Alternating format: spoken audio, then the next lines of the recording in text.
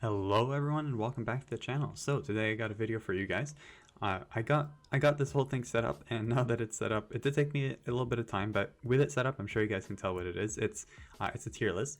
Now the particularity of this tier list is that it's going to be specifically for, like, this part's very important. It is specifically for my personal experience with my rogue in 1v1 Kolo. Just let that be very clear. So it's my experience with my rogue, like the class is very important, and it's in 1v1 and in Kolo. All those things are important. Like the maps matter because Kolo maps are different. It's 1v1, this is not in team, and it's for my rogue. So, you know, I'm playing as a rogue, that's very important. And I don't know what the first one was, but there was something else. Anyways, so, you know, that's important because, for example, let's say SRAMs can be tough for rogues. They're probably going to be somewhere in the upper tier. But for example, if I were Sedita, SRAMs would be a little bit easier, right? So the class that I'm playing is quite significant. And you guys know me, I'm a rogue player, so let's get right into it. I estimate this video is going to take about 20 minutes. I'm trying not to spend more than 1 minute per class. Go through them quickly, I'll give you my quick breakdown. And one thing worth noting is that I'm assuming that I start all these fights, because some couple matchups are incredibly different depending who starts. The main ones being Craw can be very different. Eleotrope can be very different. You got classes like Hopper Mage that can be super different. Sacrius can be very, very different. There's a couple classes in there, even IOPS, they can be really different, just depending who starts. So all of these, I'm assuming that I start. I base my sets around initiative, so it's not, you know, that unlikely. But let's just go through it and see how we do. So we're going to start from the bottom up and kind of weave our way through. First one is Xellar. So Xellars are kind of tough to fight. It kind of depends on the player. They have really, really good mobility. They can nowadays a lot of them play on like on an ebony basis, where they'll come hit you with ebony and then teleport away. And they have so many ways of going back. They got I don't know their spell names, but they got that one that returns them to their place that they started their turn on. They got one that switches them with their dial or whatever, and they just got way too many ways to move. So a good Xellar can easily avoid me even hitting him, but I do have a lot of heals to counter that, and with Roots I do have a lot of mobility, which is why I've put Xellar at 50-50. So we each have an even chance. Oh, I didn't even go over the tier list. So we got Free Fight, which is basically Free Fight. They're fairly self-explanatory, so Don't Lose is, come on, like, you shouldn't be losing this. 50-50 is Fair Fight. Tough One is my Tough One. And then Good Luck is good luck. All right, so next one is SRAM. SRAMs I've always complained about. I was tempted to put SRAM up in the good luck Lamau section, but they're actually going to go in the tough one section because I don't believe that they really belong there anymore with their cut of invisibility. Now, don't get me wrong, SRAMs are very difficult, which is why I've put them over here, and they're very difficult partly because they're able to play like all the elements very effectively, and it's kind of hard to build a good set against them. And their whole invisibility thing and you know, traps can ruin your whole turn and all your cooldowns and such. So, you know, SRAMs can really get in the way of a rogue. But just with that nerf and invisibility, I think it did enough that I would knock them down from here to here. So they're, you know, they're tough, but they're not like a god tier good luck. Next up we got Sedita.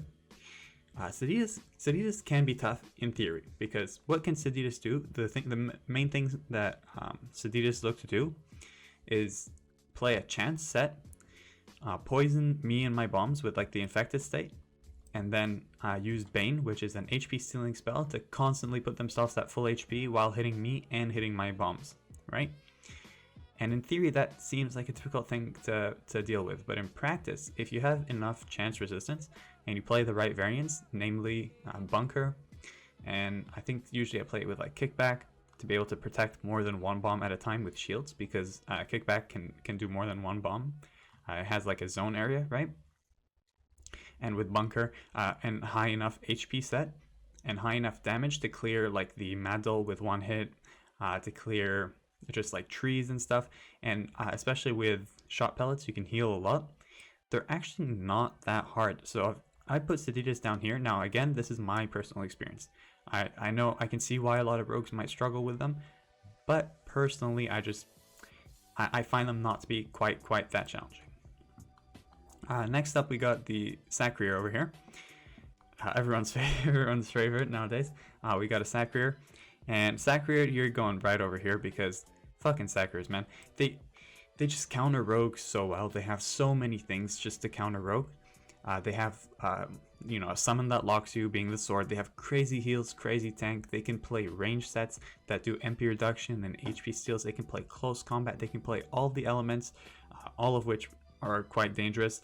They got range elements like intelligence and chance. They got close combat, so it's really hard to have like a singular game plan that works across all Sacriers. You have to be very adaptable to play versus them, and just their whole like insane damage, which allows them to one-shot bombs. They have crazy zone spells, crazy zone heal spell. Like they're just always like killing me, killing my bombs. It's really difficult to deal with. They can put themselves in unmovable state and then go in a corner, and then obviously I can't bomb wall them. And just with shields and stuff, you know, a Sacrier even at 300 HP, boom, they put on some shields, they do Blood Pact, and then you're not killing them for another 5 turns. So they're definitely not fun to fight, which is why I'm going to put them on the good luck Lamau. Now, if I was a different class, for example, I know agility SRAMs have an easier time with Sacriers, but again, this is my perspective as a rogue. I kind of put them over here. Next up's a no-brainer, so rogue versus rogue is obviously a 50-50, just like logically, right? Because we're both rogues, and yeah, I feel like I don't need to explain this. Come on. Alright, so then we're just going to skip that. Next one is Panda. So, actually, Pandas were once considered one of the shittiest classes in PvP, but they more and more have been able to resurface and be able to demonstrate good potential. For example, when Sparkling Silver came out and all there was the variant spells and stuff, Pandas were one of the few classes that could counter Sparkling Silver with Prohibition, which puts people in unnameable state. And then you got the bamboo, the whole bamboo system. They did nerf the being able to put an ebony from on top of the bamboo. You used to be able to, like, even if you're on top of the bamboo, if I hit you, I would put my ebony poison on you. But they changed that, so that's not the case anymore, which was a little bit of a nerf, but they can still hit you, right? And it's like no line of sight. And Panda, again, is one of those classes that can play all elements quite effectively. Most commonly, I find either agility or strength. That's just my experience. And they have quite good abilities to counter rogue. For example, if I put them in a bomb line, they can pick me up and throw me back in there. Even if I kaboom myself, they have debuffs, so they can debuff me. If they want to be safe, they can go on top of their bamboo. And then if I put them in a bomb wall, the first damage is just going to go to the bamboo, and the second one, I think, goes on Ivory. Secondly, they can also just go in a corner and do stabilization on themselves. Now, the cooldown for that was nerfed, but still, it's a spell that they have if they need it. So, with all that in mind, I put them down as a tough one. Next up, we got Le Ujinac. Ujinac, I don't really find that many Ujinacs anymore. Mainly the Ujinacs that I would fight are chance Ujinacs that play me with Poison and Pestilence Cape. But you know, when the Pestilence Cape first came out, you would see a lot of Ujinacs. I haven't seen many anymore. But even then, and still now, with the few that I run across, I would say it is a fairly balanced fight. It kind of comes down to placements and just how careful both of the players are. And I feel like I do have slight advantage. Like, I would put them somewhere here in the middle, but for the sake of it, I'm going to put them here. You know what? I can even put them like there, just a little bit lower than the others, just so it's clear. Next up, we got Osomonas. Your boy's going straight to the top because these guys, man, like, okay. Osomonas, I'm not winning if I don't have the initiative. That's the first thing. Now, if I do have the initiative, I have a little bit of a chance. But they're still tough. Like, their whole summons. The thing is, any class is able to summon, and this is something I think I've said in a previous video. The hardest classes, I mean, maybe, you know, if you're looking at Sacriers, it's not really the case, but I kind of have this philosophy that, like, the classes that give you stuff that are not them that you have to deal with, aka like summons, or rogues can do like bombs and stuff. Those are the toughest classes to fight, like Sadida and stuff. But that's like in general, not as me as a rogue specifically. But like usually classes that can summon kind of gives them a little bit of an edge because it's something extra that you have to fight, right? Like it feels like you're fighting a dungeon boss or something. Osomonas have a quite strong ability to kill my bombs, and that's why I struggle mostly versus them. because all elements have really strong damage to kill my bombs, and like even one of their summons can take care of my bombs, and then they still got 3 summons that can hit, 2 summons that can hit me, given that they're in one element, and then they can also hit me, and there's ebonies and all that stuff. So Osomonas are really, really tough. I would say they're fairly balanced with Sacriers, maybe a little bit easier than Sacriers, but a good Osomonas is really, really difficult to deal with, especially because they can put you in gravity state, they can shield themselves, and if they want, they can give themselves MP, run across the map. They got a tofu to push you and your bombs away. They just got a lot of shit to counter rogues. Next up, we got the Masquerader, and Masqueraders is a class that I feel never really got to shine in 1v1 PvP.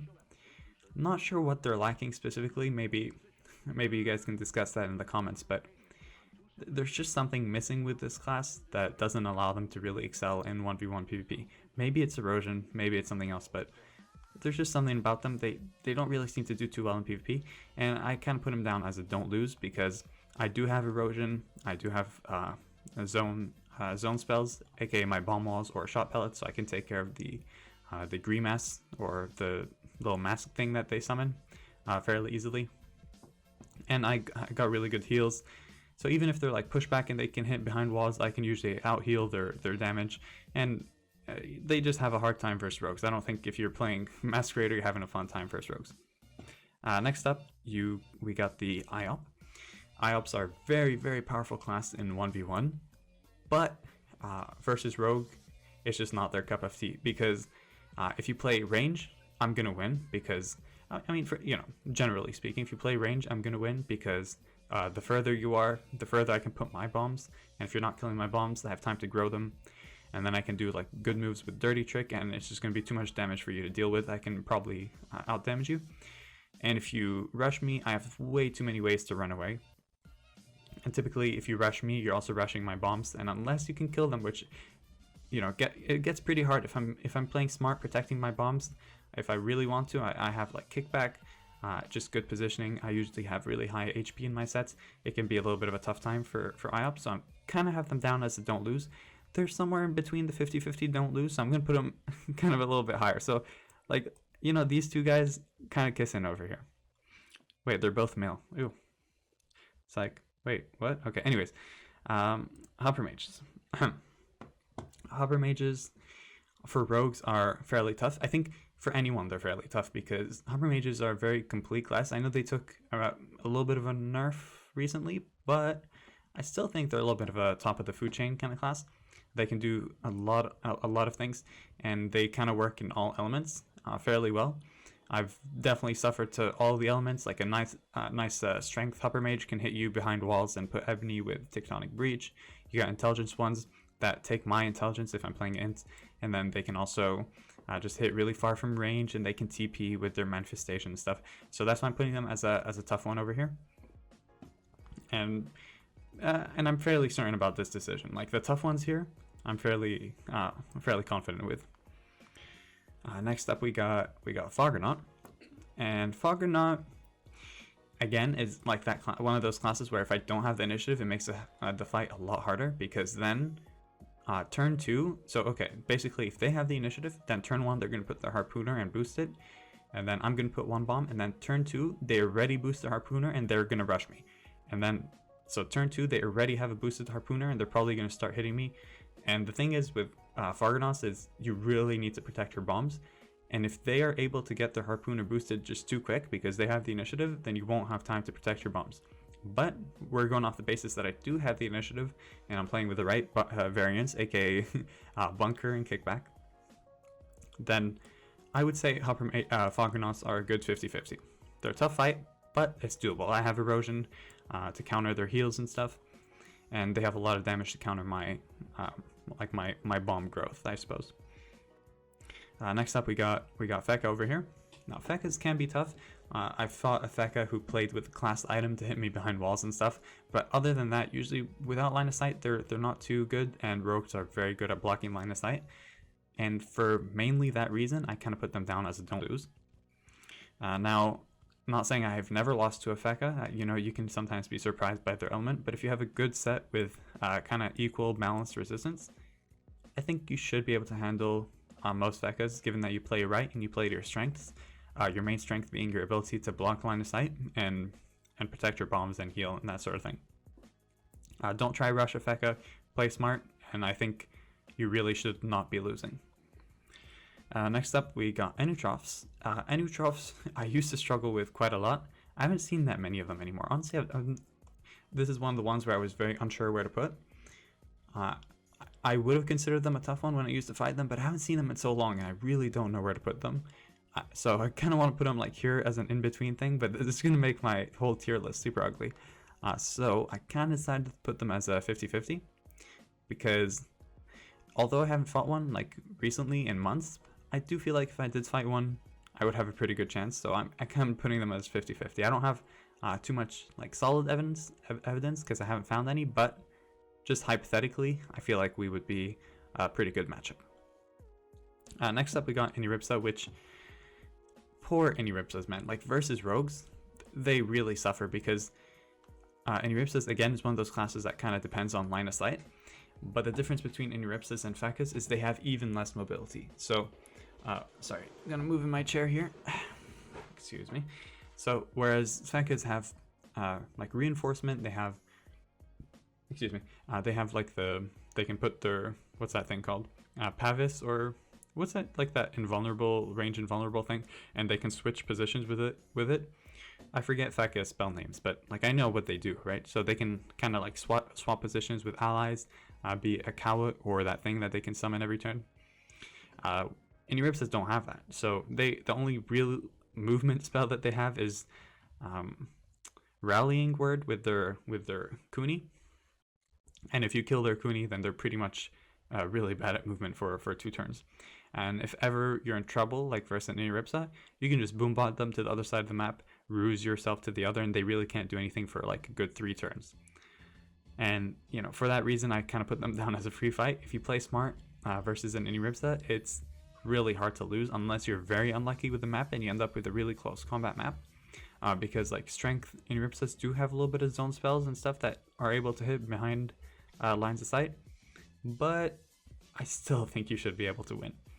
So I can't put them down as a free fight. Next up, we got the Eleotrope over here.